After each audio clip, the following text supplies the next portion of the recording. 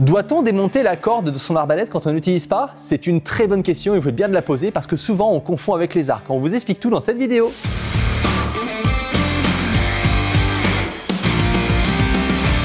Bonjour et bienvenue dans cette vidéo, je m'appelle Yann et je suis le gérant fondateur d'Attila.com. Dans cette vidéo, on va parler du démontage de la corde des arbalètes. Est-ce qu'on doit le faire ou pas quand on n'utilise pas son arbalète? C'est une question qui revient assez souvent, donc j'ai exprimé le besoin d'en faire une vidéo parce que ce n'est pas du tout comme les arcs en fait. Sur les arcs, on va démonter la corde de l'arc quand on n'utilise pas, tout simplement pour ne pas déformer les branches. Alors on parle surtout des arcs qui ont des branches en bois. Là, ce n'est pas le cas parce qu'on a des branches en fibre ici aussi. Et donc, quelle est la différence et pourquoi? Commençons par les arcs. Pour les arcs, on va démonter la corde de son arc à chaque fois qu'on n'utilise pas l'arc. Dès qu'on a fini sa session, on démonte la corde, on libère la tension dans les branches. Alors ça, c'est essentiellement, je dirais, pour les branches en bois, puisque quand on voit les dernières branches de technologie carbone en full carbone, techniquement, on n'aurait pas besoin puisqu'elles ne risquent pas de se déformer. Mais on le fait quand même. Et bien, sur les arbalètes, on va appliquer un peu ce même principe.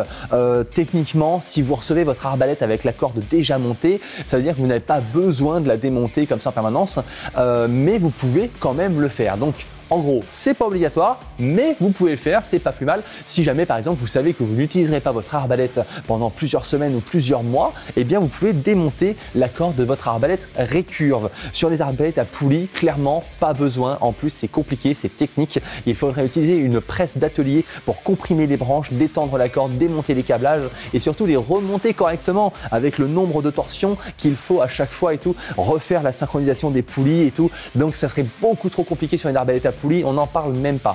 Et sur les arbalètes récurves comme celle-ci, bah oui, vous pouvez le faire, ça ne vous empêche pas, ça fait pas de mal. Surtout si vous la stockez dans un endroit chaud, par exemple au grenier ou tout ça, ça risque de jouer un petit peu sur la fibre à force avec les années. Mais si elle est stockée au frais, pas besoin. J'ajouterais aussi qu'une arbalète démontée, c'est une question de sécurité. Si vous avez des enfants ou des ados à la maison, avoir une arbalète qui n'a pas sa corde montée rendrait beaucoup plus difficile son utilisation par quelqu'un qui n'est pas trop autorisé à le faire. Et je profite de cette vidéo pour faire un petit aparté sur l'arbalète armée, parce que du coup on me demande aussi souvent combien de temps une arbalète peut rester armée. Et bien en fait on va rester armé 2-3 heures grand maximum, ce sont des arbalètes de chasse pour la plupart, donc l'arbalète peut rester armée 2-3 heures le temps d'une session de chasse, mais pas au-delà. Même les marques comme Excalibur ne recommandent pas de rester armé plus de 4 à 6 heures. Donc c'est vraiment, quand je parle de l'arbalète qui reste montée, c'est la corde au repos, pas la corde armée.